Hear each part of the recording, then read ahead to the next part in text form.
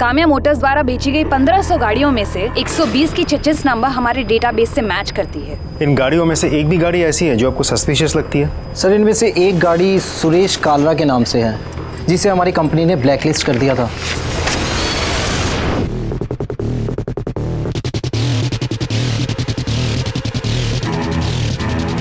Suresh Kalra.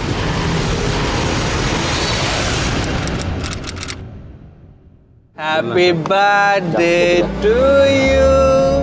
Happy birthday dear doctor. Happy birthday to you. अरे happy birthday doctor साहब। अरे जन्मदिन मना रहे हो आप तो धूमधाम पे हैं। मैं भी गिफ्ट ले आया हूँ आप खातिर एक। यो देखो बढ़िया है ना, ये लगाओ एकदम हैंडसम बुआ है। डॉक्टर साहब का दूसरा गिफ्ट ले आओ। अरे जल्दी करो भाई। डॉक्टर साहब बर्थडे मना रहे हो। डॉक्टर साहब या काली पट्टी आपकी आंखों में बांध देंगे, आप जादूगर बन जाओगे, फिर आपका कबूतर उड़ा देंगे। Thank you. बांध भाई बांध। अरे बांध दे मुझे छोड़। Please don't do this. Doctor साहब happy birthday. Happy birthday to you. Happy birthday to you. Happy birthday to doctor साहब। Happy birthday to you. Sir ये सुरेश कालरा और उसका छोटा भाई अमित कालरा करीब 1.5 साल पहले हेलो कैब्स की गाड़ियां चलाते थे, लेकिन कंपनी ने उन्हें निकाल दिया था। निकालने की वजह? हमने हेड ऑफिस से डिटेल्स मंगवाई हैं, जैसे ही हमें इन्फॉर्मेशन मिलती है हम आपको अपडेट करते हैं। अमित और सुरेश के नंबर और एड्रेस होंगे आपके पास? जी सर।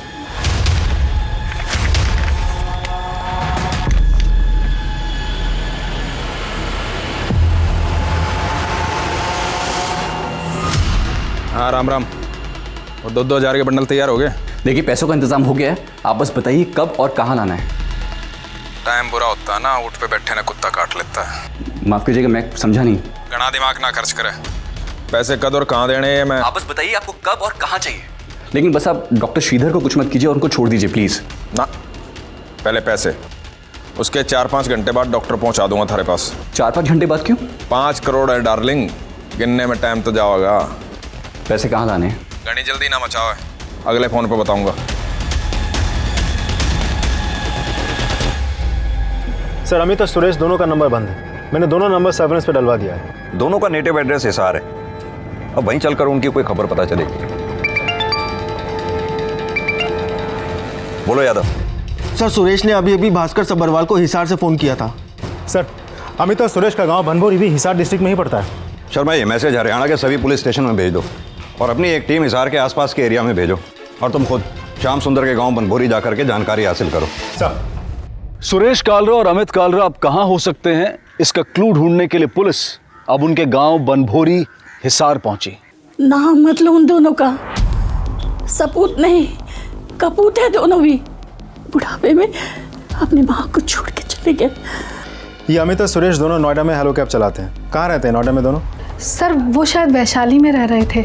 वैशाली में कहाँ? सुरेश और अमित से जुड़ी जानकारियां जुटाने के लिए नोएडा पुलिस ने एक टीम उनके गांव बनभोरी में तैनात कर दी थी। वहीं एक टीम वैशाली गाजियाबाद में उस पते पर पहुंची जहां अमित और सुरेश किराए पर रह रहे थे।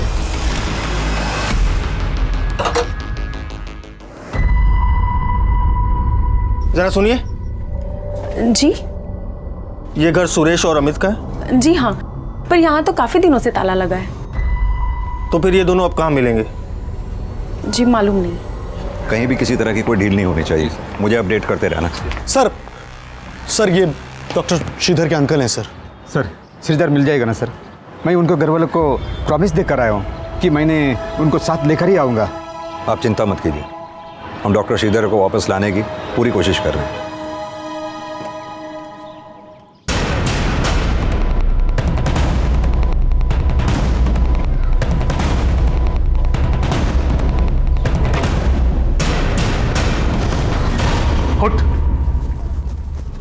भाई मुझे मामला ठीक ना लग रहा है, यहाँ रुकना खतरे से खाली ना है। 10 मिनट में अपना अपना सामान समेटो और निकलो यहाँ से। अब जल्दी करो।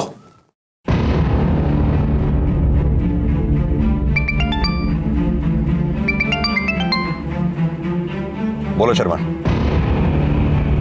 सर हेड ऑफिस के इंफॉर्मेशन के मुताबिक उन्होंने काफी हेराफेरी और उल्टे सीधे काम किए थे। कैसी हेराफेरी करते थे दोनों? सर, हमें एक लेडी कस्टमर ने कंप्लेंट की थी कि सुरेश ने उनके साथ मिसबिहेव किया था।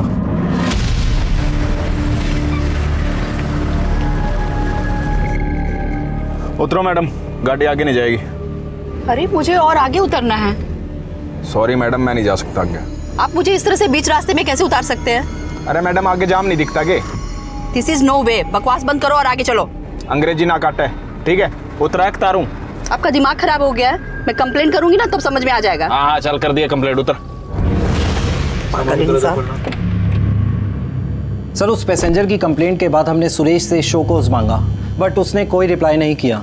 उसके बाद जब उसके खिलाफ इंटरनल इंक्वायरी हुई तो पता चला उसके और उसके भाई ने काफ़ी धांधलियाँ की थी।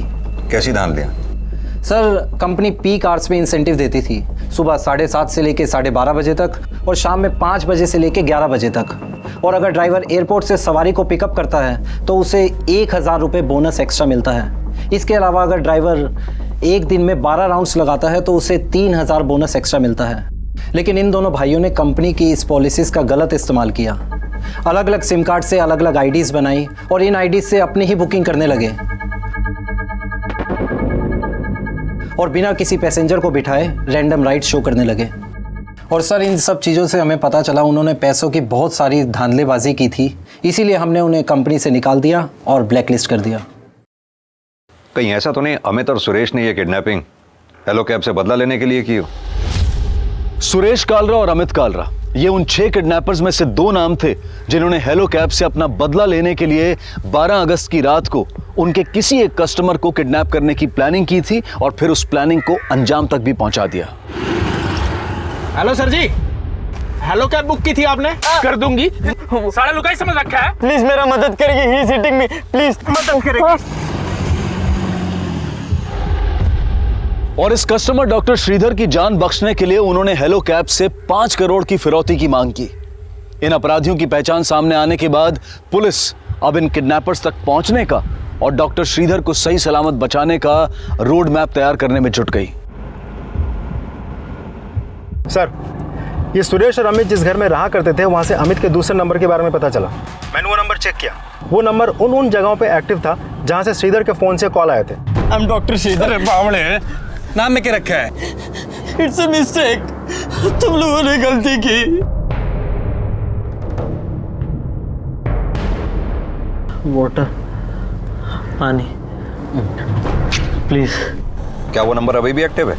सर, 5 घंटे पहले तक वो नंबर हिसार में एक्टिव था, फिर वो नंबर बंद हो गया। मैंने उस नंबर को सर्विलेंस पर डलवा दिया है। सर, एक बात और पता चली, ये सुरेश शादीशुदा है, बीवी का मायका है रोहतक में। ये अमित का नया नंबर सर्विलेंस पर डालो, तब तक हम सुरेश की बीवी से मिलते हैं। जी सर।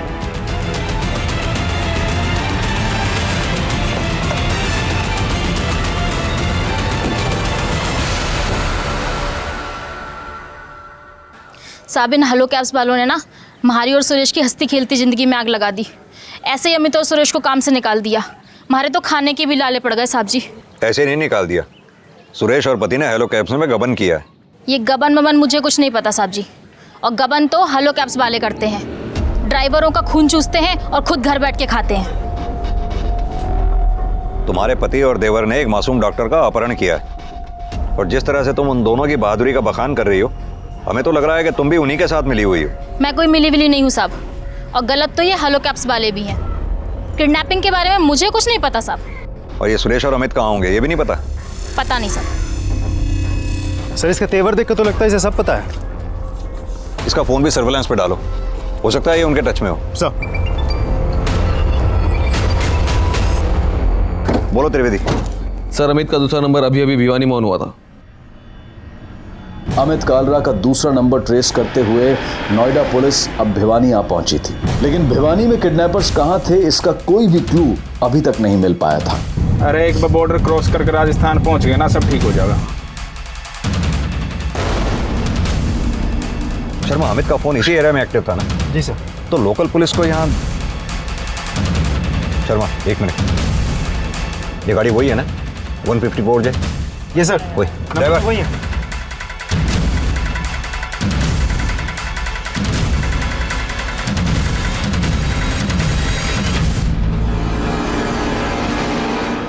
भाई पुलिस अपना पीछा क्यों कर रही है? ये बात कर रहा है?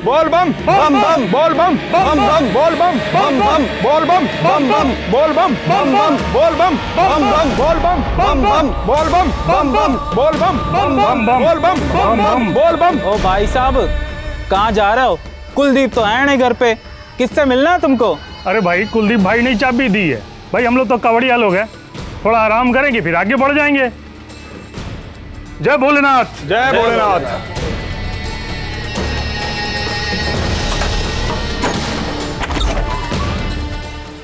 सर वो चारों बुद्धन, विक्रांत, जयंत और केदार अमित और सुरेश के वैशाली वाली घर आते थे, लेकिन फिलहाल वो लोग कहाँ हैं इसके बारे में हमें कुछ पता नहीं चला।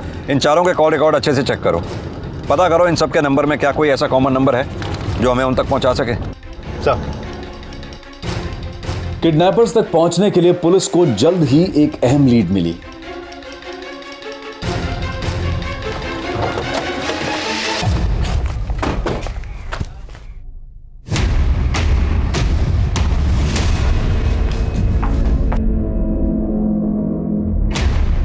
मनीष। जी सर। चल तुझे लेना है। अरे सर लेकिन मैंने किया क्या? सर अमित और सुरेश ही नहीं, उनके चारों दोस्त बुद्धन, विक्रांत, जयंत, केदार सबको जानता है। बता। सर मैं मानता हूँ कि मैं उन्हें जानता हूँ, लेकिन मुझे नहीं पता वो कहाँ है। देख ज्यादा टाइम मत ले, सीधी तरह से बोल दे। 12 अगस्त की रात 10 बजे तक सुरेश, अमित, विक्रांत इन तीनों का फोन तेरे घर पे एक्टिव था। तेरे से मिलने आए थे ना वो? हाँ सर, अमित उस रात मेरी कार लेने आया था, बोला 2-4 घंटे में लौटा दूंगा। फिर रात को 1 बजे जयंत और केदार कार देकर वापस चले गए, लेकिन साहब मुझे नहीं पता था उन लोगों ने किडनैपिंग की है। कैसे मान ले तुझे नहीं पता? साहब मेरा विश्वास करो साहब, मैं सच बोल रहा हूँ। तो ये तो पता होगा वो लोग कहाँ छुपे हो सकते हैं। बोल।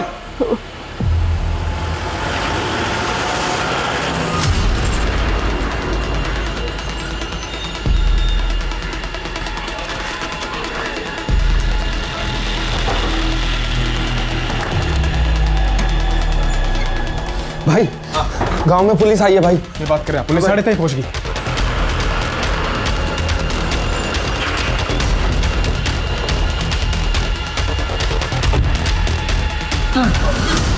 पुलिस आ गई। अरे मेरी बंदूक, मेरी बंदूक।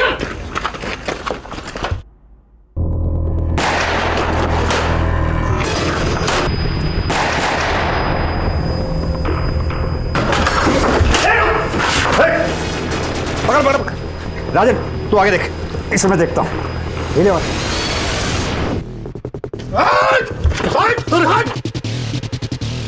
बता कहाँ है वो लोग? सर बाहर 2 लोग पकड़े गए, लेकिन अमित, सुरेश, एक और आदमी डॉक्टर नहीं है। सर अंदर भी कोई नहीं है। बता कहाँ है अमित?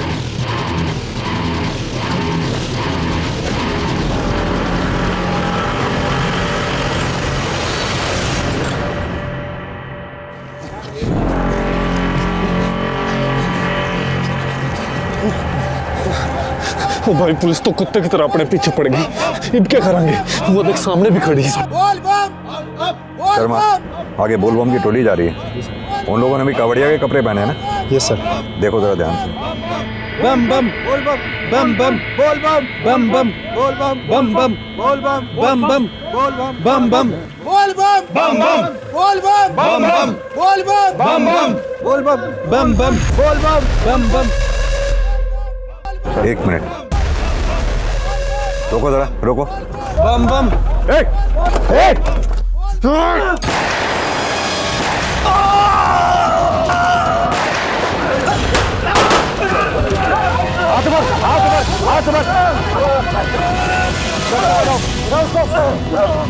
डॉक्टर को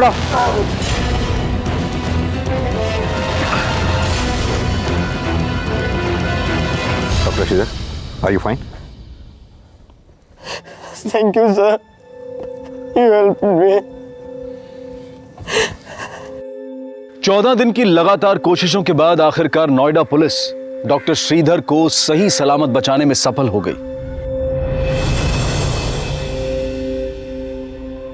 किडनैपिंग में इन्वॉल्व सभी 6 अपराधी इस वक्त पुलिस की हिरासत में हैं।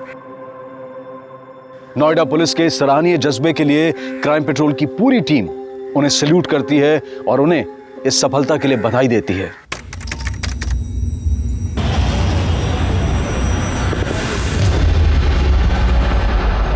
तमाम सबूतों और गवाहों को मद्देनजर रखते हुए यह अदालत अभियुक्त श्रीकांत चौबे उम्र 16 साल पुत्र नीलेश चौबे, अभियुक्त मुक्ति देशमुख उम्र 16 साल पुत्र शशिकांत देशमुख को आईपीसी की धारा 393 और 307 के तहत दोषी पाती है और उम्र कैद की सजा सुनाती है। इसके साथ अभियुक्त प्रबल बोर्डे उम्र 16 साल पुत्र वामन बोर्डे, अभियुक्त रघु आप्टे उम्र 16 साल पुत्र विश्वास आप्टे को हत्या की साजिश, चोरी और सबूतों का नष्ट करने का दोषी पाती है और आईपीसी की धारा 302, 120 बी और 393 के तहत सजाए मौत का हुक्म देती है, हैंग टिल डेथ।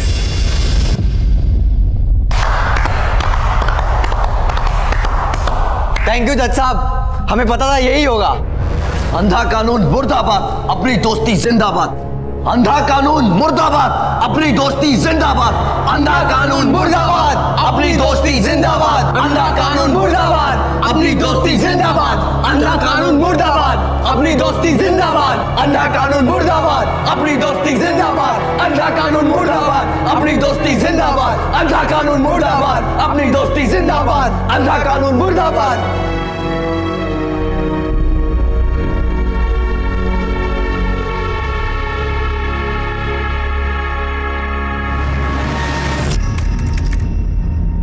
नमस्कार, आदाब। क्राइम पेट्रोल डायल 100 के ब्लैक हेडलाइंस अध्याय में आप सबका स्वागत है। किसी भी देश के बच्चे, युवा उसका भविष्य होते हैं। उनके कंधों पर देश की प्रगति का भार होता है। लेकिन कई बार कुछ युवा पथभ्रष्ट होकर ऐसे अपराधों को अंजाम दे देते हैं कि समाज और कानून दोनों हैरान हो जाते हैं। पिछले कुछ दशकों में युवाओं द्वारा किए गए अपराधों की संख्या बढ़ी है और साथ ही यह विवाद भी बना हुआ है कि जुवेनाइल की उम्र क्या होनी चाहिए, 16 साल, 17 साल, 18 साल या फिर कुछ और। हिंदुस्तान की क्राइम हिस्ट्री का ये एकमात्र ऐसा केस है जिसमें 16-17 साल के 4 लड़कों को फांसी और उम्र कैद की सजा सुनाई गई। सन 2000 से पहले तक जुवेनाइल जस्टिस एक्ट 1986 के तहत सिर्फ 16 साल की उम्र तक के लड़कों और 18 साल की उम्र तक की लड़कियों को ही जुवेनाइल माना जाता था। 1994 में जब इन लड़कों को हत्या के जुर्म में गिरफ्तार किया गया, तब इन लड़कों की उम्र 16 साल से कुछ अधिक होने की वजह से इन्हें अडल्ट माना गया और जिसकी वजह से इस केस की पूरी सुनवाई जुवेनाइल कोर्ट में ना होकर सेशन कोर्ट में हुई। और अजीब बात यह थी कि सजा सुनने के बाद ये बच्चे रोने और डरने की बजाय खुश हो रहे थे। आखिर कहां खो गई थी इनकी मासूमियत और कहां खो गया था इनका बचपन, जो इन्हें मौत के डर से भी आजाद कर गया था। कहीं पुलिस और न्याय प्रक्रिया में कोई चूक तो नहीं हुई थी जिसका ये बच्चे अपने ही तरीके से विरोध कर रहे थे? और अगर ये वाकई में अपराधी थे तो वो कौन सी दुखती रखती समाज की जिसने इन्हें यहां लाकर खड़ा कर दिया था?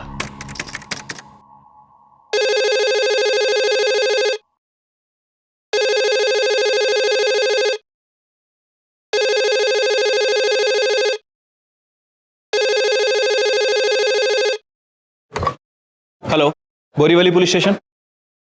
क्या? ठीक है, किसी को घर के अंदर मत जाने दीजिएगा, हम लोग अभी आ रहे हैं।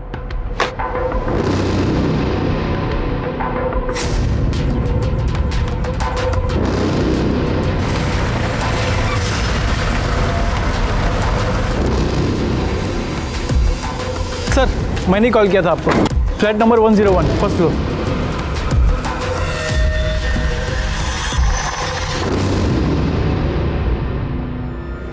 खोलो उसे फटाफट, हॉस्पिटल लेके जाओ।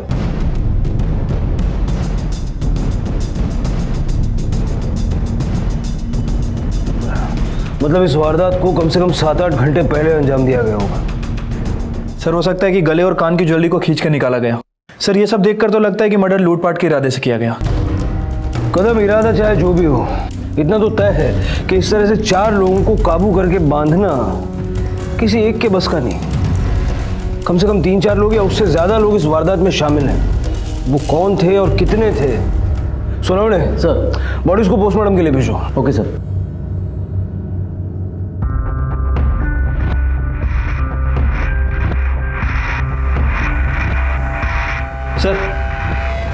अजीब बात है, बॉडी पे एक भी ज्वेलरी नहीं है और यहाँ इस तरह पैसे छोड़ के गए। इस तरह की वारदात को अंजाम देके इनके घर में इन्हीं की मिठाई खा के इस तरह से सेलिब्रेट करना और फिर इस तरह से पैसे छोड़ के जाना, कदम मुझे लगता है ये जो कोई भी हैं इनसे काफ़ी नफरत करते थे। घर में कोई फोर्स्ड एंट्री का निशान भी नहीं है।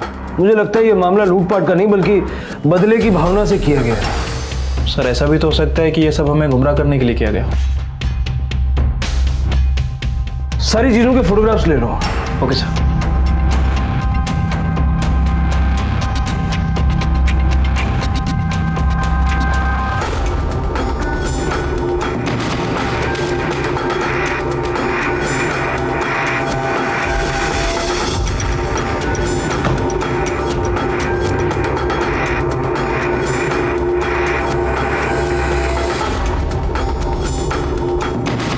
नॉर्मल है यहाँ सब कुछ।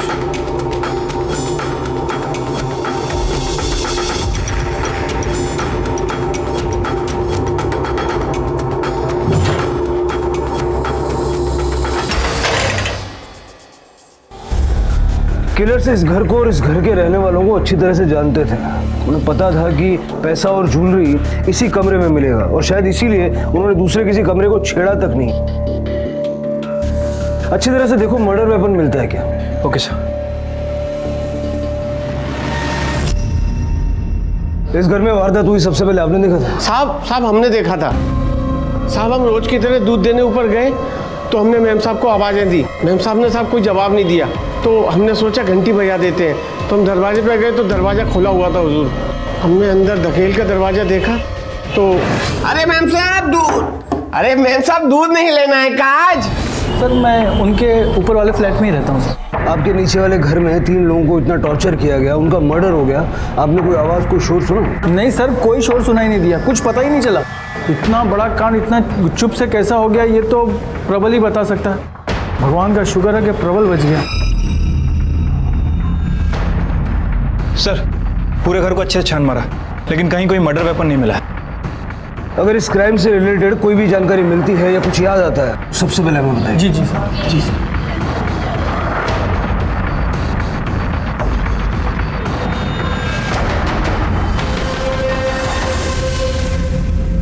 देख बेटा, तेरी हालत हम समझ सकते हैं लेकिन अपने घर वालों को न्याय दिलाना चाहता है कि नहीं? चल फिर बता, ये कब हुआ और कैसे हुआ?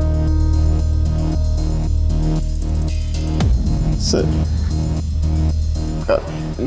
कल रात को मैं अपना रूम बंद करके पढ़ाई कर रहा था। कितने बजे? 8 बजे के आसपास। सर ये साल 10th का बोर्ड है मेरा, तो एग्ज़ाम्स की तैयारी कर रहा था मैं। तभी पहले डोरबेल बजे। आई की गर्दन पर हथियार रखे हुए थे, उनके बाद कई हथियार थे जैसे तलवार चाकू सब, और दूसरे आदमी ने आई का मुंह बंद कर रखा था। कितने लोग थे? 3 आदमी थे। फिर क्या हुआ? मुझे देखते ही एक आदमी मेरे पास आया और उसने मेरा मुंह दबा दिया। मैंने उसके हाथ पे जोर से काटा और उसने मुझे बहुत तेज मारा और मैं गिर गया सर। और उसने मुझे शर्ट से उठाया, उसके बाद आई से पूछा कि कैश और ज्वेलरी कहाँ है, और फिर डोरबेल बजी। डोरबेल बजने की आवाज़ कितने बजे हुई? कोई 1.5 घंटे बाद, मतलब 9:30 बजे के आसपास।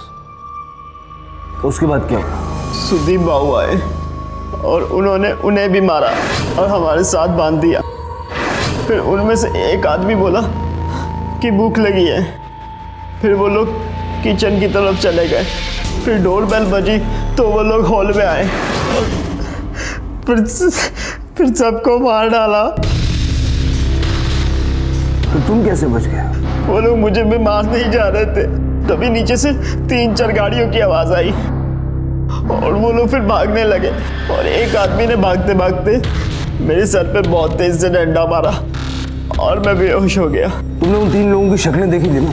पहचानते हो कौन थे वो लोग? पहले कभी देखा था उनको? नहीं सर, पहले कभी नहीं देखा। शक्लें तो याद होंगी ना? हमले सर स्केच आर्टिस्ट को बुलवा के इससे डिस्क्रिप्शन लेके स्केच बनाओ। सर स्केच तो मैं भी बना सकता हूँ। अजीब बात है, कातिलों ने घर के 3 लोगों को मार दिया और इसे जिंदा छोड़ दिया, वो भी तब जब वो जानते थे कि इसने तीनों की शक्लें देखी हैं। और इतने शातिर लोग बस इस बात से डर के भाग गए कि उन्हें रोड पर कुछ गाड़ियों की आवाज़ सुनाई दी।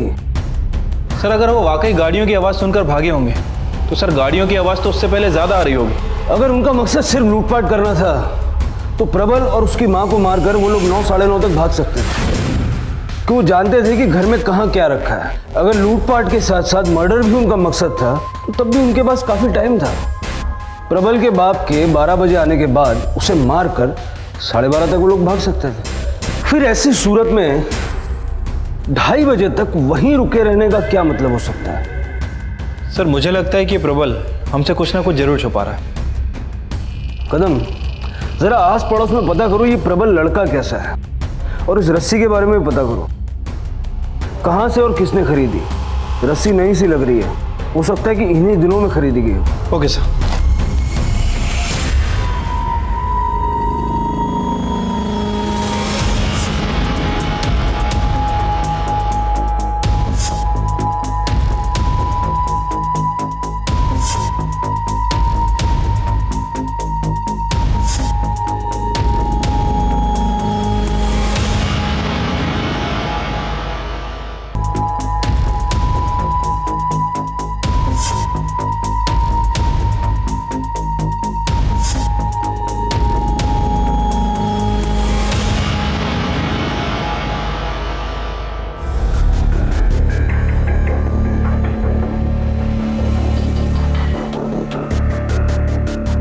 ड्राइंग और याददाश्त दोनों काफी अच्छी हैं तुम्हारी। काफी डिटेल में तीनों के चेहरे बनाए तुमने। ठीक है, फिलहाल घर जा सकते हो। जी सर। कदम सर, जरा पता लगाओ ये 3 लोग हैं कौन, और इस प्रबल पे भी नजर रखो। Okay sir.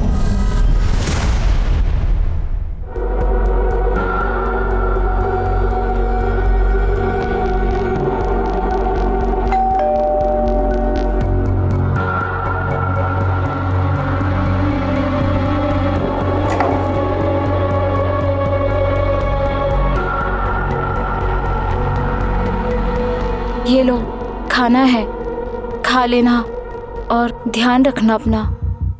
मैं निकलती हूँ। अगर पापा को पता चल गया मैं यहाँ हूँ तो गुस्सा हो जाएंगे।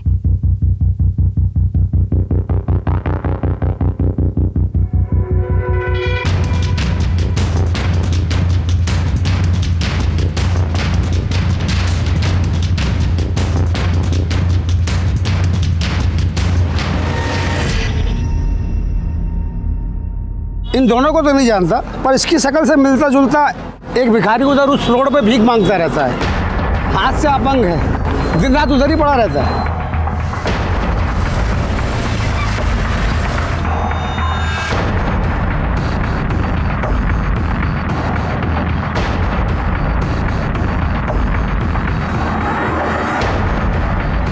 भाई साहब नमस्कार, इन रस्सियों को जानते हैं? हाँ सर, ये मेरी दुकान की रस्सी है। अच्छा, इन तीनों को जानते हैं? इन तीनों में से किसी ने खरीदी थी ये रस्सी? नहीं सर, मैं इनको नहीं पहचानता, और इनमें से किसी ने रस्सी नहीं खरीदी है। देखिए, याद करने की कोशिश कीजिए, ये 3-4 दिन पुरानी बात है।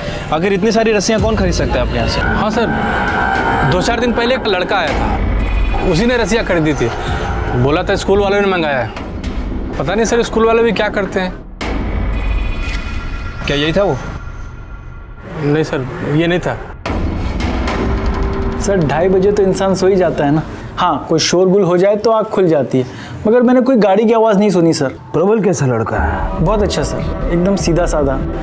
आज की जनरेशन में ऐसा लड़का मिलना मुश्किल है। गली में भी उसके 1-2 ही दोस्त है सर, रघु, मुक्ति, श्रीकांत वगैरह। वो भी उसके स्कूल में ही पढ़ते हैं, उन्हीं के साथ घूमता है, नहीं तो पढ़ते रहता है सर। उसकी ड्राइंग बहुत अच्छी है। प्रबल की फैमिली का माहौल कैसा था? मतलब किसी के आपस में या किसी बाहर वाले से कोई दुश्मनी वगैरह? सर वो प्रबल वामन की दूसरी बीवी का बेटा है। बीवी क्या बोलेंगे, उसने कभी वामन से शादी तो की नहीं। पहले वामन इधर ही रहता था, वैजंती भाभी और सुदीप के साथ। फिर इन लोग को छोड़ के वो औरत के पास चला गया था दादर, वहाँ वो प्रबल हुआ। प्रबल जब 8 साल का था सर, तब वो औरत को छोड़ के और प्रबल को लेके वापस से वैजंती भाभी के पास आया। आपको ये सब कैसे पता? सर वामन ने बताया।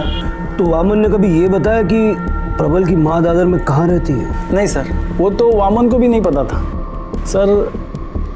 एक बार उसने मुझे बताया था कि वो औरत कैरेक्टर की सही नहीं थी, तो अभी तो शायद उसने भी किसी से शादी करके घर बसा लिया होगा। पर सर एक बात है, वामन और वैजयंती भाभी प्रबल को प्यार बहुत करते थे, दोनों उसकी चिंता बहुत करते थे।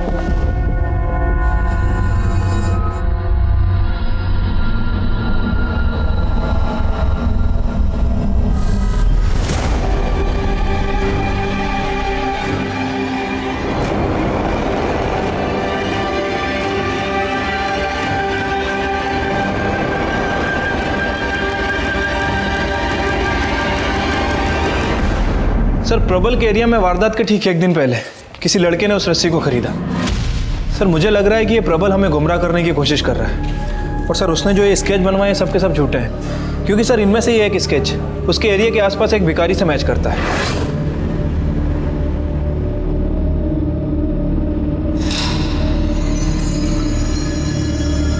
और बाकी के 2 स्केच हैं, इनका हमारे पास कोई डिटेल नहीं है। मैंने पड़ोसी आसपास के लोगों इन सभी से पूछताछ की, लेकिन किसी ने इन्हें आइडेंटिफाई नहीं किया। इसका मतलब है कि प्रबल ने ये चेहरे अपनी इमेजिनेशन से रैंडमली बनाए। वैसे ये भी पता चला है कि प्रबल वैजयंती का सौतेला बेटा है। वामन ने प्रबल की माँ से कभी शादी की ही नहीं, वो उसकी नाजायज औलाद है। सर ये सुदीप, वैजयंती और वामन, इन तीनों की पोस्टमार्टम रिपोर्ट के हिसाब से तीनों की मौत रात को 11 से 1 के बीच हुई है। सुदीप और वैमन का गला घोटने की कोशिश की गई, लेकिन उनकी मौत 3 अलग अलग किस्म के धारदार हथियार से हुई है, जो कि चाकू, तलवार और कोयता हो सकते हैं। तीनों के साथ हाथापाई हुई है और वैजयंती की मौत सिर्फ गला घोटने की वजह से हुई। सर प्रबल बोर्डे की कॉलोनी के पास एक प्लॉट में इसमें हथियार मिले।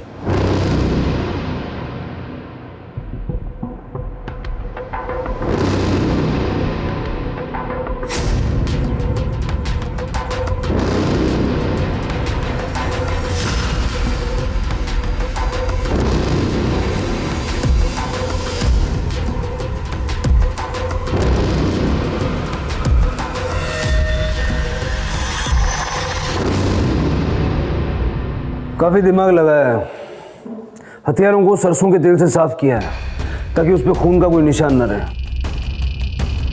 ये हथियार फॉरेंसिक के लिए भेज दो और ज़रा पता करो कि अगर ये हथियार, ग्लव्स, रस्सी वगैरह प्रबल ने नहीं खरीदे तो इसमें कहीं कोई उसका दोस्त तो शामिल नहीं है, क्योंकि दुकान वाले का कहना था 2-4 दिन पहले एक लड़का आया था। ठीक है सर।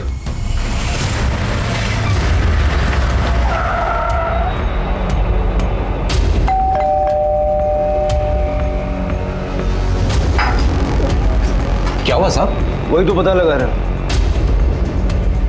प्रबल तुम्हारा दोस्त है ना? हाँ सर। 22 सितंबर को रात को 8 बजे से लेकर देर रात 3 बजे तक कहाँ थे तुम?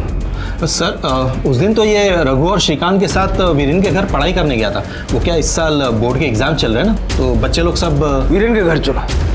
साहब आप बेकार में शक कर रहे हो, वो लोग हमेशा वीरेन के वहाँ पढ़ने जाते थे और मुझे अच्छी तरह से याद है कि वो लोग उस दिन भी वहीं पढ़ने गए थे। साहब मेरा बच्चा आवारा नहीं है साहब, वो लोग दोस्त लोग हैं, ऐसा क्यों करेंगे साहब? साहब वो बच्चे पढ़ने लिखने वाले बच्चे हैं साहब।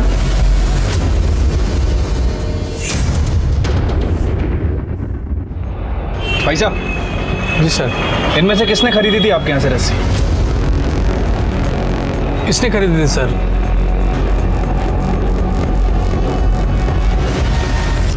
सर उस रस्सी खरीदने वाले लड़के की पहचान हो गई है। सर प्रबल के दोस्त रघु आप्टे ने वो रस्सी खरीदी थी। गुड। कदम जल्द से जल्द पता लगाओ वो हथियार कहाँ से खरीदे गए थे।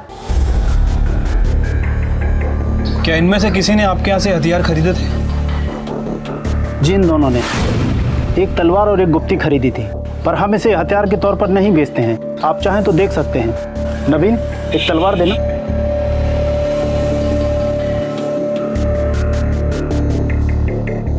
ये तलवार दोनों तरफ से एक जैसी मोटी है। हाँ लेकिन उनके पास जो हथियार था वो काफी धारदार था। पता नहीं सर, पर मुझसे तो यह कहकर खरीदी थी कि हमें ड्रामे में यूज़ करना। कब की बात है? कौन सी तारीख को खरीदा था? Sir 1 minute.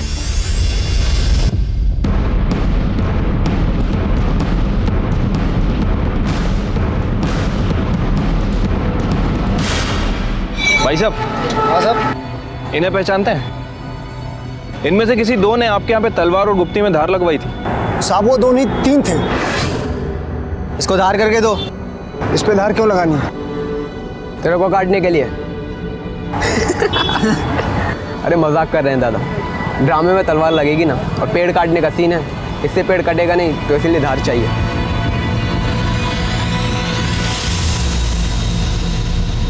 ये वाला, यही तीनों थे साहब।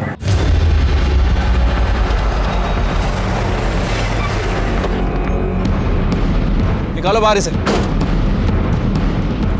चलो।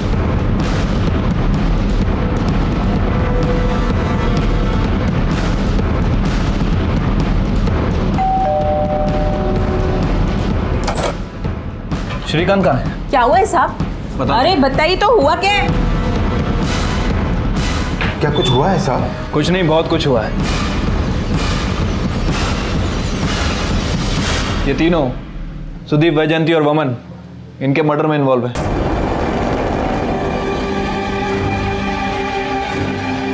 हम इन तीनों को पुलिस स्टेशन ले जाने आए। फट्टू, मुझे पता है तू गद्दार निकलेगा। सर।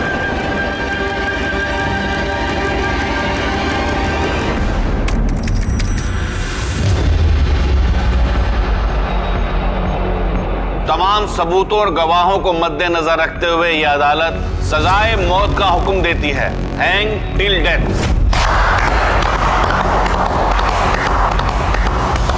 थैंक यू जज साहब, हमें पता था यही होगा।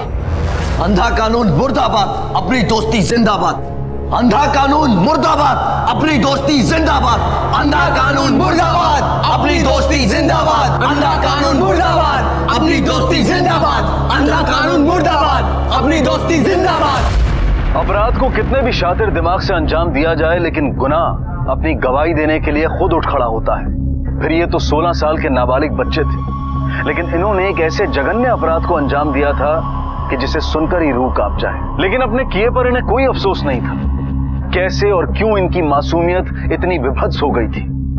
ये केस पुलिस के लिए बहुत चुनौतीपूर्ण होने वाला था, क्योंकि ये कोई सामान्य हत्या या लूटपाट का केस नहीं था। आगे अभी बहुत कुछ होना बाकी था। जिन हथियारों से तुमने वो मर्डर किए थे वो हमने बरामद कर लिया। अब बचने का, अपनी सजा कम करवाने का सिर्फ एक रास्ता है, अपना जुर्म कबूल कर लो। बोलो, क्यों मारा तुमने प्रबल की फैमिली को? क्या फायदा था तुम्हारा इसमें? अपने परिवार वालों को मारने के लिए प्रबल ने क्या डील की थी तुमसे? देखो, कम से कम 10 साल के लिए अंदर जाओगे, और जो सरकारी गवाह बनेगा उसकी सजा माफ। लेकिन सरकारी गवाह कोई एक ही बन सकता है। अब अगर ये चांस निकल गया तो सर मैंने किसी को नहीं मारा सर, मैं इस केस में भी इन्वॉल्व नहीं हूँ सर। मैं तो प्रबल के घर से मैं अपने घर चला गया था सर, मेरा इस केस से कुछ लेना देना नहीं है। तुम्हारी ये जो गुंडागर्दी है ना, 2 मिनट में तुम्हारे जेब में डाल दूंगा। 3 मर्डर किए, मामूली बात नहीं है। चुपचाप यहीं खड़ा रहो, समझे? कदम सब प्रबल को उठा लो।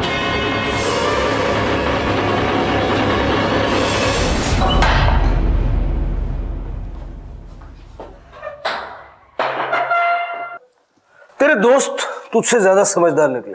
बिना अपने हाथ पैर तुड़वाए सब कुछ उगल दिया। अब तेरी बारी है, सारी कहानी शुरू से बता। सर अब उन्होंने सब कुछ बोल ही दिया है तो मैं क्या बोलूं? यही कि तू वैजयंती का चौतेला बेटा है, वामन की नाजायज औलाद। सौतेला और नाजायज मैं अपनी मर्जी से नहीं बना, उनकी वजह से था, जो मुझसे नफरत करते थे। इस नफरत को तूने अपने दोस्तों के साथ मिलकर मिटा दिया। चल, तेरा तो समझ में आता है। अपने दोस्तों को क्या घुट्टी पिलाई, क्या लालच दिया था? दोस्ती में लालच देना पड़े, लानत है ऐसी दोस्ती पे। और दोस्तों को फंसाना भी दोस्ती नहीं है। डायलॉग बहुत अच्छे मारता है, यही डायलॉग मार के लपेटा था उनको भी। हा? सर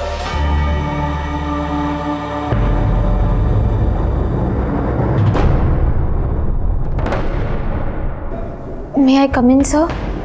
आओ बैठो। टिफिन लाई हूँ उसके लिए। जी। गुड। वैसे तुम्हारा और उसका रिश्ता क्या है? सर वो मेरा दोस्त है। दोस्त है या दोस्त से कुछ ज्यादा?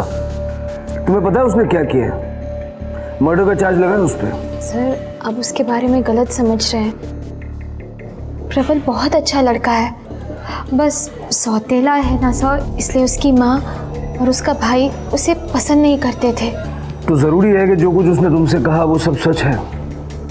हो सकता है उसने झूठ बोला हो। सर अगर मैंने अपनी आंखों से नहीं देखा होता तो शायद मान लेती।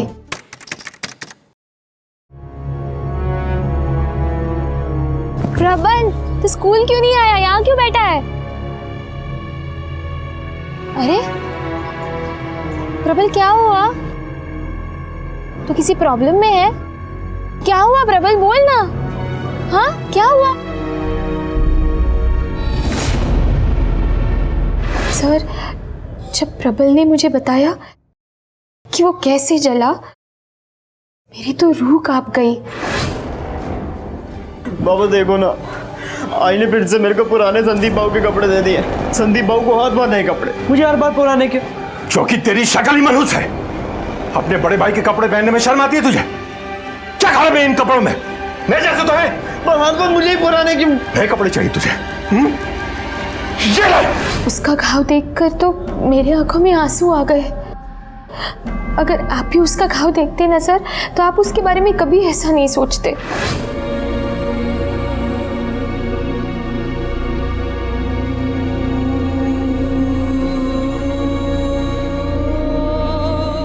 ये बाप है कि जल्लाद? अपने जायज बेटे को तो हाथ नहीं लगाता। बोलो मुझे बेटा मानते ही कहाँ है?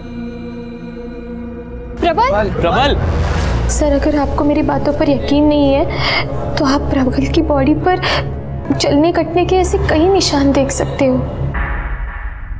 मुझे लेट हो रहा है, आप प्लीज ये खाना उसे दे दीजिए।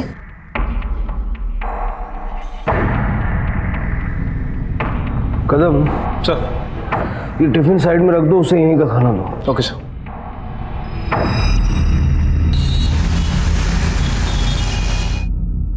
सर प्रबल की मेडिकल रिपोर्ट।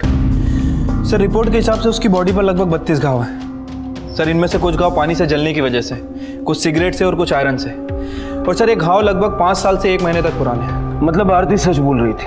पक्का नहीं है सर, डॉक्टर पूरी तरह से श्योर नहीं है कि प्रबल ने ये घाव खुद से अपने आप को पहुंचा है या फिर किसी दूसरे ने उसे दिए। अगर सर प्रबल ने खुद से अपने आप को ये घाव किए हैं तो सर ऐसा करने के लिए क्रिमिनल माइंड का होना बहुत ज़रूरी है।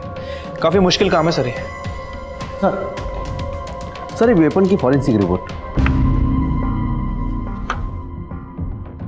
फॉरेंसिक रिपोर्ट के हिसाब से हथियारों पे कहीं कोई ब्लड ट्रेसेस नहीं मिले, लेकिन इतना तय है कि वामन की फैमिली की हत्या ऐसे ही हथियारों से की गई है। हथियारों के साथ जो हमें ग्लव्स मिले थे, उन पर जो ब्लड सैंपल्स मिले वो वामन और सुदीप के ब्लड सैंपल से मैच कर रहे हैं। सर मुझे लगता है कि इन सब का मास्टरमाइंड प्रबल ही है। सर वो अपने दोस्तों को बचाने की कोशिश भी कर रहा है। बड़े भाई के पुराने कपड़े बना करे आयन से जला दिया, फिर जो शुरू हुआ, कभी सिगरेट लगा दी, कभी रेजर से मार दिया, खोलता वो पानी फेंक दिया। आम बात हो गई थी ये सब। तेरे बॉडी पे कहीं भी कोई भी ऐसे मार्क नहीं है जो तू खुद नहीं बना सकता, जहाँ तेरा हाथ नहीं पहुँचता। सुतेला होना शक जायज है। अपनी औलाद होती तो शक की जगह हमदर्दी जता रहे होते आप। मेरे बाप ने मुझे मेरी माँ से अलग कर दिया, कभी मिलने नहीं दिया। तो ये भी नहीं पता कि वो जिंदा है या मर गई। तो तूने सोचा कि तेरी अपनी माँ तो है नहीं और ये लोग तेरे अपने नहीं है, तो इनकी प्रॉपर्टी क्यों ना तेरी अपनी हो जाए? प्रॉपर्टी के लिए मारना होता तो कब का मार देता। फिर किस लिए मारा? शिंदे सर इसे भी इसके दोस्तों के पास ले जाओ। अब ये सब साथ में मिलकर बताएंगे कि ये मर्डर इन्होंने क्यों किया। कदम सर इसके परिवार में कोई है सगा सौतेला, कोई बचा है? हाँ सर, वैजंती की माँ है।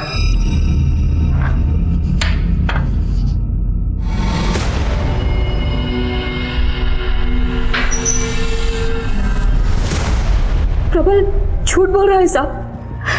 वैजंती, सुदीप और वामन ने कभी भेदभाव नहीं किया उसके साथ। जिस स्कूल में सुदीप जाता था उसी स्कूल में प्रबल भी गया। दोनों के लिए एक जैसे एफडी अकाउंट खोले थे। यहाँ तक कि सुदीप के जन्मदिन पर प्रबल के लिए नए कपड़े आते थे। कभी उसे डांटा नहीं, हाथ तक नहीं लगाया उसे। हाँ, शुरू में मेरी बेटी के मन में थोड़ा गुस्सा था, लेकिन बाद में वो समझ गई थी कि सारी गलती वामन की है। उसके लिए एक मासूम को क्या सजा देना। अपने बेटे से बढ़कर मारा था साहब उसे। पर देखिए साहब क्या किया उसने उनके साथ।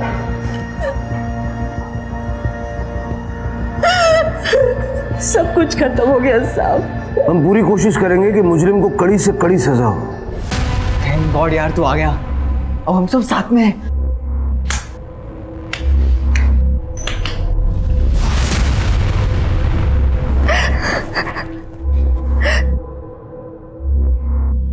कदम,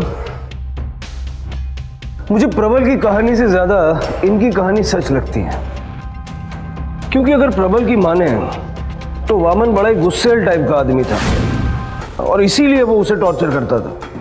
लेकिन फिर कमाल की बात यह है कि उसकी बीवी और सुदीप के बॉडी पर कोई हमें ऐसी इंजरी का मार्क नहीं मिला जैसा प्रबल की बॉडी पे मिला।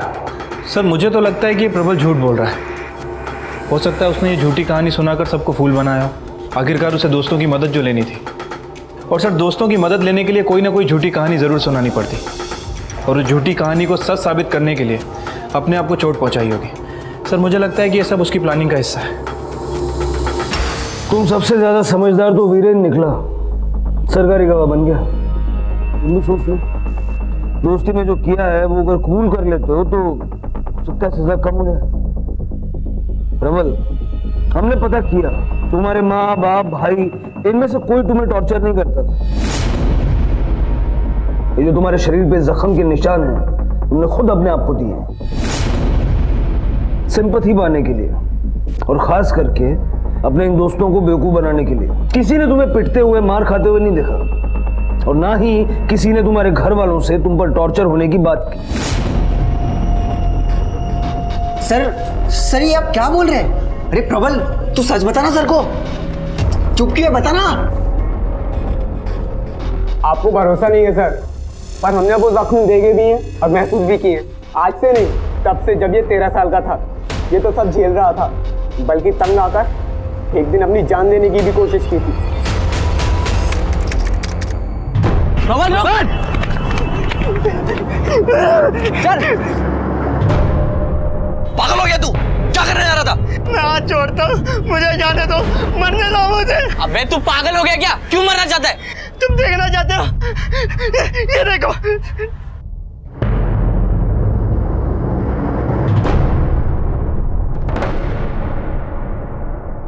क्या हुआ?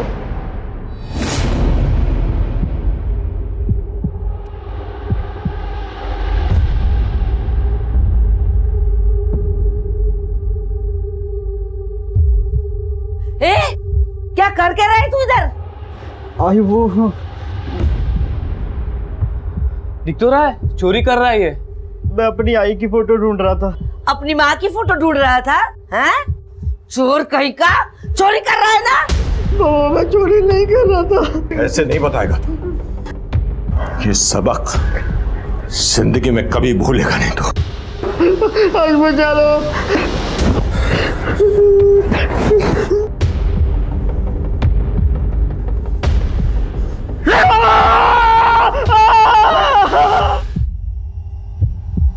सर उसके जख्म से खून बहते हुए हमने देखा था, और वो आखिरी जख्म था। उस दिन के बाद हमने प्लानिंग करके तैयारी शुरू कर दी।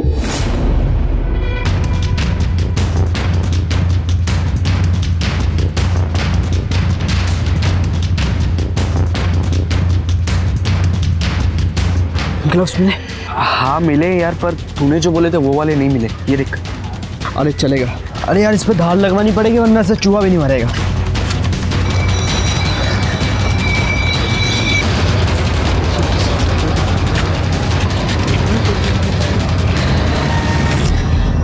चलो। अरे सुनो ना, हमें इस लफड़े में नहीं पड़ना चाहिए। उपाय करने के लिए मैं रेडी हूँ, पर ये तरीका गलत है। मैं इसमें तुम लोगों का साथ नहीं दे सकता। मैं जा रहा हूँ भाई, ये ले ले तू। मैं जा रहा हूँ। देखा, कमीना गिरगिट की तरह रंग बदल लिया। कहीं से जाके बग गया तो? यार वीरेन ठीक कह रहा है, वो मेरा प्रॉब्लम है, तुम्हें इस लफड़े में नहीं पड़ना चाहिए। और जितना बुरा मेरे साथ हुआ है ना, उससे बुरा क्या होने वाला है। देख यार, अब तो बहुत सह लिया। हम दोस्तों के होते हुए तू रोज मार नहीं खाएगा।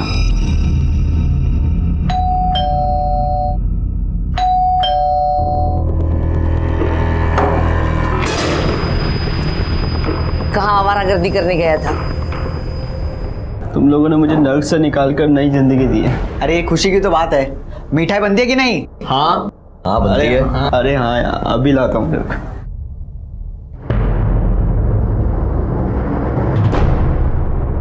हेलो।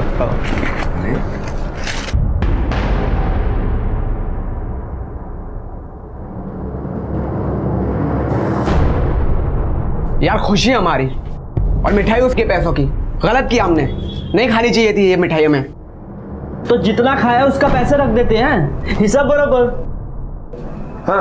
हाँ ये ठीक है। हो गया सब? हाँ सब खाली हो गया। चल सही है। श्रीकांत तू ये लूट का सामान लेकर निकल। चल, और तुम दोनों मेरे साथ चलो। इन चारों की उम्र बेशक कच्ची थी, लेकिन गुनाह को अंजाम देने का तरीका सधा हुआ था। इतना कि पुलिस भी हैरान थी। 1994 में हुआ यह अपराध सुर्खियों में था, हर किसी की जुबान पर था, जिसे देखो इसी की चर्चा कर रहा था। और यह चर्चा अगले पड़ाव पर तब पहुंची जब 1997 में इसे रेयरेस्ट ऑफ रेयर मानते हुए अदालत ने रघु और प्रबल को मौत की सजा सुनाई और श्रीकांत और मुक्ति को उम्र कैद की। यह अपने आप में एक मिसाल थी, क्योंकि इससे पहले इस उम्र के बच्चों को कभी मौत की सजा नहीं दी गई थी, बल्कि इस उम्र के बच्चों के प्रति अदालत नरमी का रवैया रखती है, लेकिन इस केस में सख्ती बरती गई थी।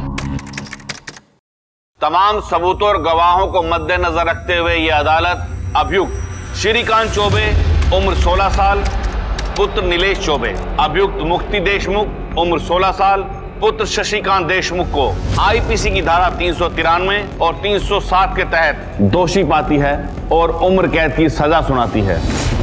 इसके साथ अभियुक्त प्रबल बोर्डे उम्र 16 साल पुत्र वामन बोर्डे, अभियुक्त रघु आप्टे उम्र 16 साल पुत्र विश्वास आप्टे को हत्या की साजिश, चोरी और सबूतों का नष्ट करने का दोषी पाती है और आईपीसी की धारा 302, 120 बी और 393 के तहत सजाए मौत का हुक्म देती है।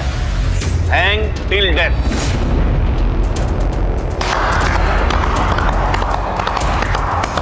थैंक यू जज साहब, हमें पता था यही होगा। अंधा कानून मुर्दाबाद, अपनी दोस्ती जिंदाबाद। अंधा कानून मुर्दाबाद, अपनी दोस्ती जिंदाबाद। पुलिस इन्वेस्टिगेशन में प्रबल की घरेलू हिंसा वाली बात झूठी पाई गई। प्रबल ने दोस्तों से झूठ बोला और वो मासूम सही गलत सोचे बिना दोस्ती की खातिर अपराधी बन गए। प्रबल और रघु को फांसी की सजा मिलने के 3 महीने बाद इनके वकील ने इनकी कम उम्र को बेस बनाते हुए मर्सी प्ली फाइल की, जिसकी वजह से इनकी फांसी को उम्र कैद में तब्दील कर दिया गया। क्योंकि इन चारों लड़कों ने मिलकर इतने जघन्य अपराध को अंजाम दिया था, इसलिए कोर्ट ने इन्हें अलग अलग जेल में रखने का आदेश दिया। नमस्ते सर।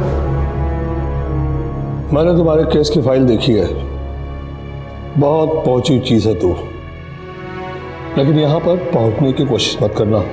सर मैं ऐसा नहीं हूं। अगर तुम ऐसे नहीं हो तो तुम्हारे लिए अच्छी बात है। सर मैंने पेंटिंग क्लास के लिए एप्लीकेशन दी हुई थी, मैं कब से क्लास ज्वाइन कर सकता हूं? इसके लिए तुम्हें पेंटिंग बनानी होगी।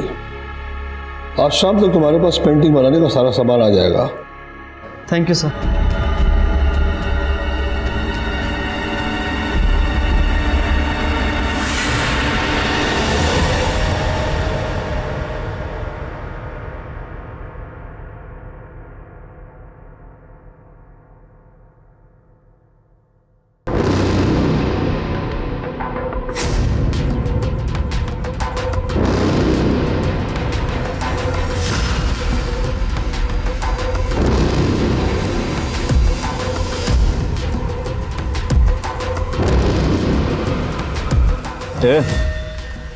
नया है क्या तू? चाल डालते एकदम कौला लग रहा है। यार सारे कैदियों में से जेल का डॉन कौन है? वो दिखा, वही चाहिए। सारा इलीगल काम उसी के अंदर चलता है।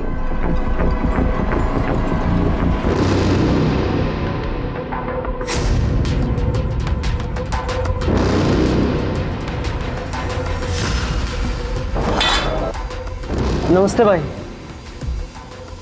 नया हूं मैं यहाँ। सुना आप दोनों यहाँ के, बहुत रौब है आप। तू यहाँ पे भाई बनने आया क्या? बनने की जरूरत नहीं है, मैं हूं। बस इतना बताने आया हूं, मेरे रास्ते मत आना।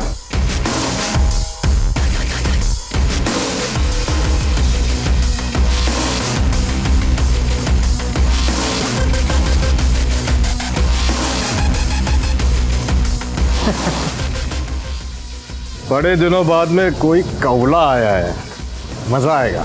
हाँ, इसकी चाल तो देखो, बड़ी मस्त है। इसका हाल चाल लेना पड़ेगा।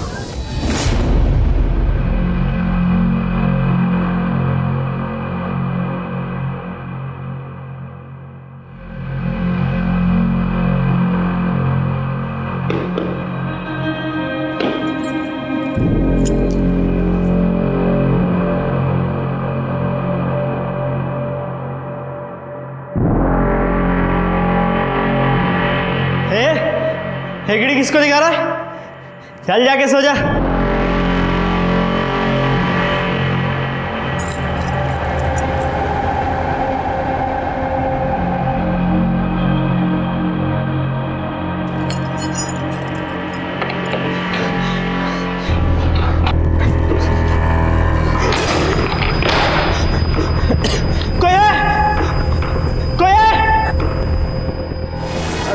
मैं हूं ना तेरे लिए मेरी जान। हाँ?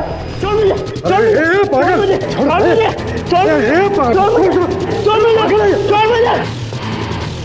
छोड़ मुझे, छोड़ मुझे, छोड़ मुझे, चल।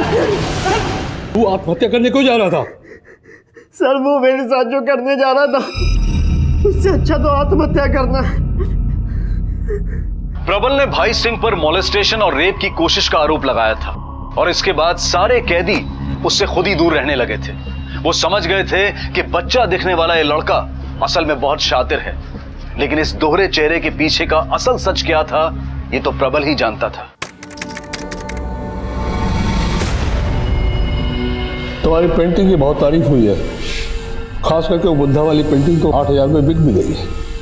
ये बहुत अच्छी बात है कि तुमने अपने अंदर के कलाकार को मरने नहीं दिया। सर ये सब आपकी वजह से हुआ है। Thank you so much sir. सभी उसके कला के प्रशंसक थे। उसके हुनर का अंदाजा इस बात से लगाया जा सकता है कि उस वक्त में भी उसकी पेंटिंग 8,000 में बिकी थी। ना सिर्फ पेंटर बल्कि वो एक अच्छा मूर्तिकार भी था। उसकी इन खूबियों ने जेलर खानविलकर का दिल जीत लिया था, लेकिन क्या वो वाकई में सिर्फ अपनी कला का प्रदर्शन कर रहा था? सर ये क्या? ये phone, mobile phone. Mobile phone, no connection, no झंझट। तुम कहीं भी हो अपने घर में लैंडलाइन पर बात कर सकते हो। देखा बनाने वाले ने क्या चीज बनाई है। इससे मैं 1 मिनट उससे बात कर सकता हूँ क्या? वैसे ये अलाउड तो नहीं है, लेकिन तुम एक कलाकार आदमी हो इसलिए मैं तुमको मना भी नहीं कर सकता। बोलो नंबर बोलो। Thank you sir.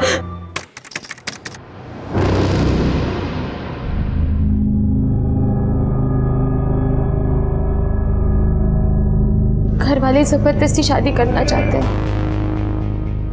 तो कर ले शादी। अच्छा, तू जानता है ना मैं तेरे अलावा किसी और से शादी नहीं कर सकती। पर मेरा कोई भरोसा नहीं है। तू कभी ना कभी तो बाहर आ जाएगा ना, मैं इंतजार करूंगी। मुझसे इतना प्यार करती है, फिर तो कुछ करना पड़ेगा। सुन, बोरीवली हॉस्पिटल में मिलते हैं, ठीक है? चलो स्माइल कर।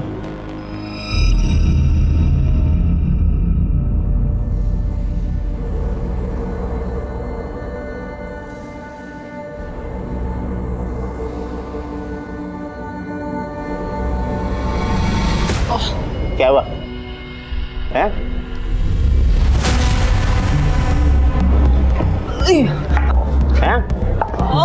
क्या हुआ है? क्या हुआ तेरे को? अरे क्या हुआ?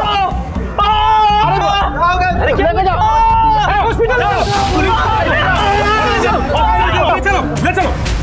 चलो। नाबालिग प्रबल अब अडल्ट हो चुका था। कम से कम अपने बर्ताव में उसने इतनी भलाई और नरमी दिखाई थी कि जेलर और सारा स्टाफ उसके चंगुल में फंस चुका था। इन सब की अनदेखी करते हुए प्रबल द्वारा यह कहानी किसी और ही मोड़ पर जाने वाली थी। प्रबल इतना शातिर हो गया था कि यह कहना मुश्किल था कि वो अब क्या करने वाला है।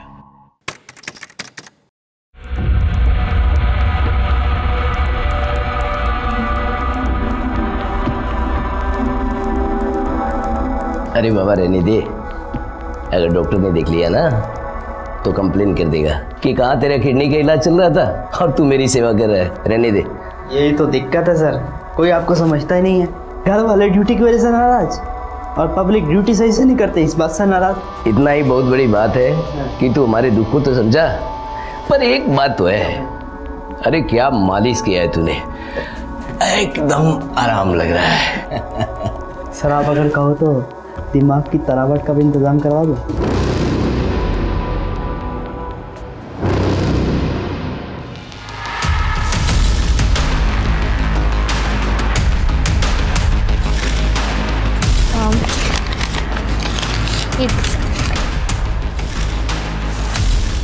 तीन बियर किसके लिए चाहिए?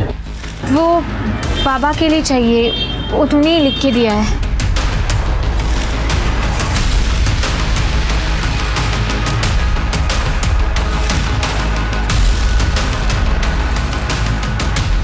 ये दवाई दीजिए। 10 किस लिए? हमेशा तो एक लेके जाती हो। वो माँ गाँव जा रही है ना, इसीलिए। ओके।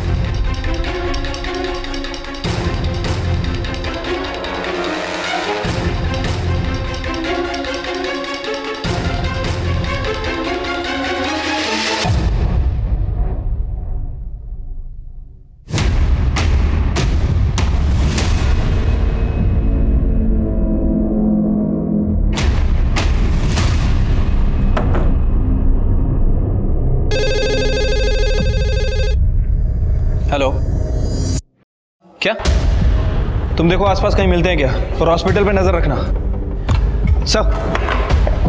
सर वो प्रबल प्रताप और विनोद को बेहोश करके अपनी गर्लफ्रेंड आरती के साथ बोरीवली हॉस्पिटल से भाग गया है। फौरन वायरलेस को मैसेज करो, प्रबल की फोटो डिस्ट्रीब्यूट करो, दो की टीम बना के बस स्टेशन, रेलवे स्टेशन सब जगह भेजो, और उस आरती की फैमिली से भी पूछताछ करो।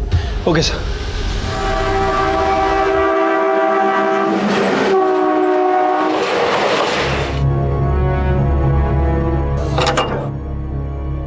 आ गया तू? मैसेज मिला तेरा इंतजार कर रहा था। आजा अंदर आजा। क्या रे, तू तो अकेला आने वाला था ना? यार तू हम लोगों का बचपन का फ्रेंड है, और ऐसा तो है नहीं कि तू आरती को जानता नहीं है। मैं ज्यादा दिन नहीं रहूंगा यहाँ। ठीक है। पता ही नहीं चला सर कब चली गई, सारी शादी की तैयारी हो गई। फिलहाल हमें इतना पता है कि जिसके साथ वो भागी है वो एक शातिर क्रिमिनल है। कदम सर, इनसे आरती की फोटो ले लो और महाराष्ट्र के सारे पुलिस स्टेशन में आरती और प्रबल दोनों की फोटो सर्कुलेट कर दो। अपने खबरियों को अलर्ट करो और bus station, railway station, airport सब जगह इनकी फोटो लगवा दो।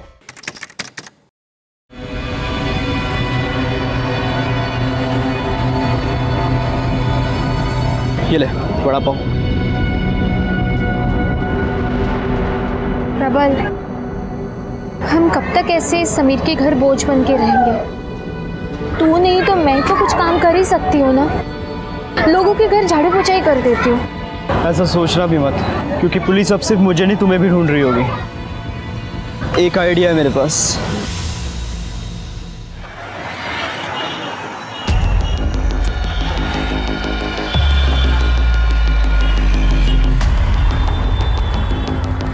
अरे भैया, आपकी गाड़ी का पीछे वाला टायर पंक्चर है। ये पंक्चर है? हाँ।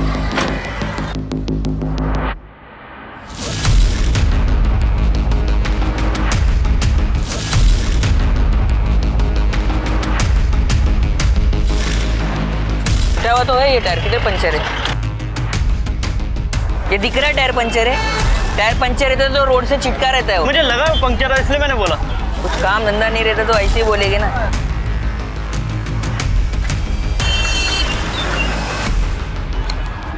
काम हो गया? मेरी हिम्मत ही नहीं हुई चोरी करने की। हिम्मत नहीं मतलब? तुम्हें क्या लगता है तुम्हें अच्छा काम मिलने वाला है?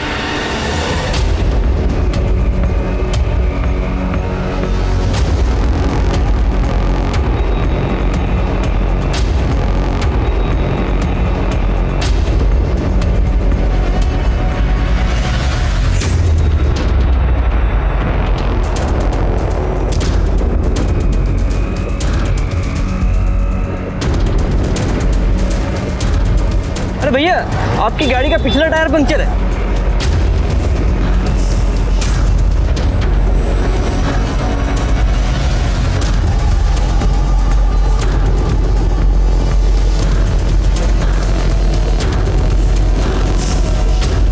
कहाँ पंचर है? पंक्चर है? अरे नहीं है पंचर। अरे मुझे लगा। सॉरी भैया। देखा, ये हुई ना बात।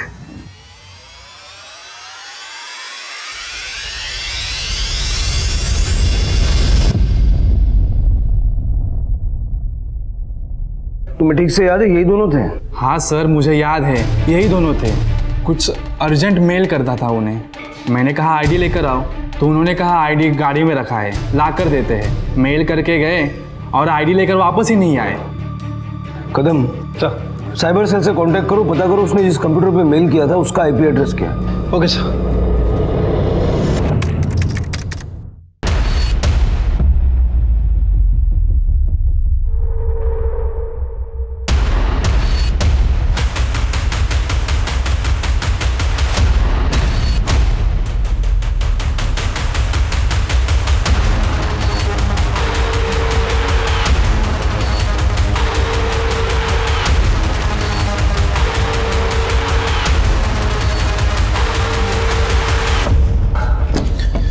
सर, प्रबल ने जिस कंप्यूटर से मेल किया था उसका आईपी एड्रेस टेस्ट हो गया। सर, नागपुर के किसी समीर कुलकर्णी का है। सनौ ने हमारी एक टीम यहां लगा के रखो। आज नहीं पकड़ से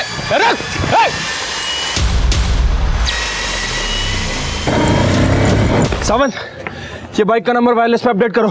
और जहां भी मिले वहां रुकने को बोलो। क्विक। मासूम बच्चे से प्रबल एक पेशेवर क्रिमिनल बन चुका था।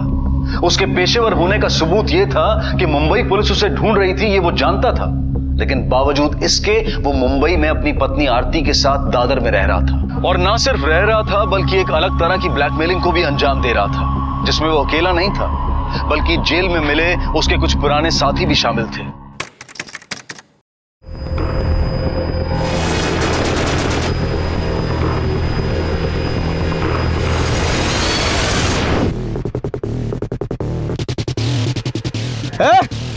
क्या कर रहे हो? चलो सालों को इधर आओ। इधर आओ। चलो यार, लाइन में आओ, लाइन में आओ, यहाँ आओ सारे। घर वाले सोच रहे होंगे कि बच्चे स्कूल में गए हैं और तुम ये कांड कर रहे हो। हम कुछ भी करें आपको क्या? आप कौन होते हैं हमको बोलने वाले? ए शाणे, inspector Ajit Kadam. Constable Archana Shinde. Sir sir sir sir sorry sir. सुनो, इन सब की फोटो लो, रजिस्टर पे नाम एड्रेस लो, इनका आईडी लो सबकी। इनके घर वालों को इन्फॉर्म करो। समझाइए मैम प्लीज। तब तक मैं पुलिस स्टेशन से पुलिस वैन मंगवाता हूँ। Sir please sir. Ma'am please. नाम बताओ अपना। Ma'am please.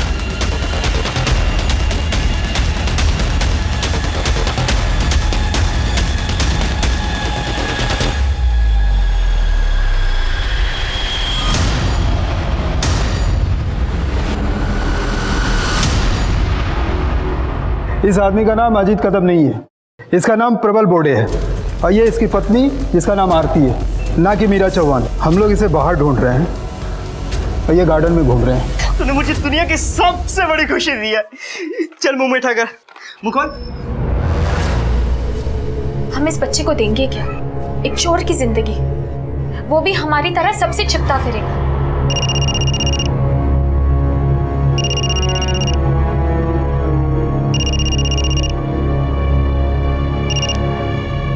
हेलो, तुम लोग फटाफट घर से निकलो। पुलिस ने तुंडा, श्याम और राजू को गिरफ्तार कर लिया है। लगता है कोई खबर लगी है।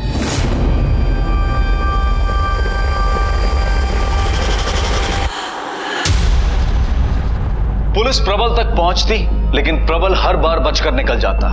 एक पेशेवर क्रिमिनल की तरह आए दिन मानो उसे नए नए अपराधों को अंजाम देने की आदत पड़ गई थी। जगह के साथ साथ वो अपना नाम और अपनी पहचान भी बदल लेता था ताकि पुलिस उस तक पहुंच ना पाए। और इसी बीच प्रबल ने एक और बड़ी घटना को अंजाम दिया था।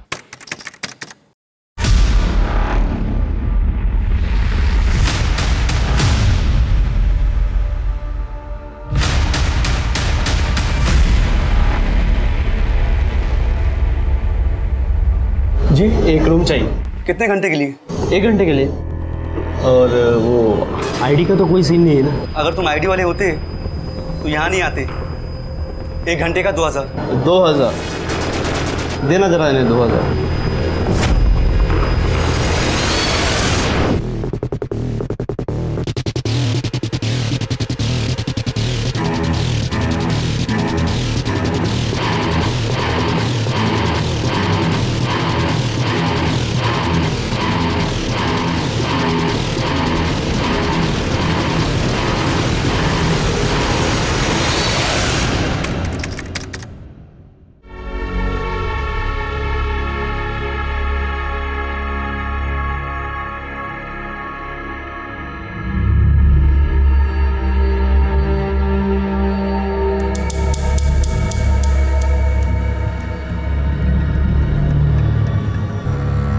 आराम से।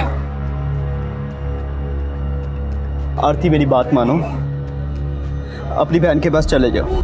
पुलिस हमें ढूंढ रही है और मैं नहीं चाहता कि हमारे बच्चे को कोई नुकसान हो।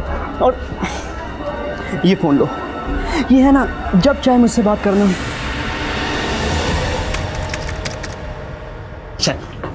चल। क्या हुआ? क्या किया इसने? सर, मार्केट में चोरी करते हुए पकड़ा गया। अच्छा खासा जवान आदमी, चोरी करते हुए शर्म नहीं आती? क्या नाम है तेरा? अब्दुल शेख। प्रबल बोर्डे अब्दुल शेख बनकर चोरी के इल्जाम में पकड़ा गया। दादर जेल में वो 3 महीने की सजा भी काट रहा था। उसे लगा था कि 3 महीने बाद वो फिर से खुली हवा में सांस ले पाएगा, बड़ी आसानी से पुलिस की आंखों में धूल झोंक पाएगा। लेकिन आने वाले समय में क्या भेद छुपा था, क्या होने वाला था, इसका अनुमान प्रबल को भी नहीं था।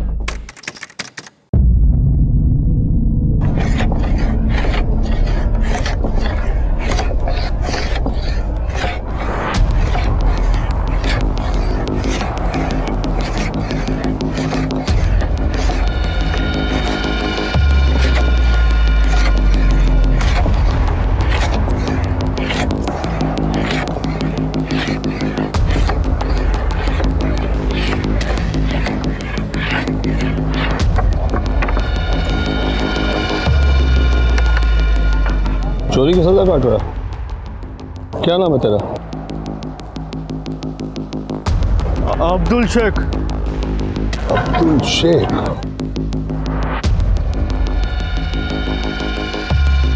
सच में बहुत बड़ा कलाकार निकला, लेकिन इतना बड़ा भी कलाकार नहीं है।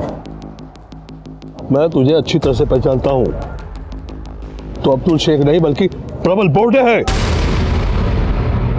सन 2000 से पहले तक 16 साल से कम उम्र के बच्चे जुवेनाइल लॉ के तहत आते थे, लेकिन सन 2000 में भारत सरकार ने जुवेनाइल लॉ में बदलाव करके इसकी उम्र 2 साल से बढ़ाकर 16 से 18 कर दी। प्रबल और उसके दोस्तों के वकील ने इस नए कानून के आधार पर हाई कोर्ट में सजा कम करने की अपील की, जिसके बाद 2010 में कोर्ट ने सभी को बरी कर दिया। लेकिन प्रबल की आपराधिक मानसिकता और व्यवहार नहीं बदला और 2011 में उसे फिर से अरेस्ट किया गया।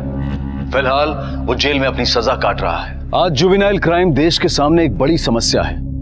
कई बार ऐसे केसेस देखे गए हैं जहां छोटी उम्र के लड़के लड़कियों ने बेहद निर्हंस और जघन्य अपराधों को अंजाम दिया है। इसी बात को मद्देनजर रखते हुए इंडियन पार्लियामेंट ने सन 2015 में जुवेनाइल जस्टिस एक्ट 2000 में बदलाव करते हुए जुवेनाइल जस्टिस एक्ट 2015 पास किया, जिसमें अपराध की तीव्रता को मापदंड मानते हुए 16 से 18 साल की उम्र के युवाओं जिन्होंने जघन्य अपराध किए हैं उन्हें अडल्ट मानकर ट्रायल किया जाए। सभी माता पिताओं से हमारा यह अनुरोध है कि वो अपने बच्चों के मन की बात को जानने की कोशिश करें, अपनी जिंदगी के फैसले उन पर थोपे ना, उनके लिए आदर्श बने, उन्हें रिश्तों का सही मतलब समझाएं। अब मैं अनूप सोनी आपसे विदा लेता हूं, फिर मुलाकात होगी अगले एपिसोड में एक और चौंका देने वाले केस के साथ। तब तक अपना और अपने परिवार का ख्याल रखें और देखते रहें क्राइम पेट्रोल डायल 100। सबक एक को सीख हम सबको। जय हिंद। इस तरह के और भी एपिसोड देखने के लिए हमारे चैनल को सब्सक्राइब करें और बेल आइकन दबाना ना भूलें।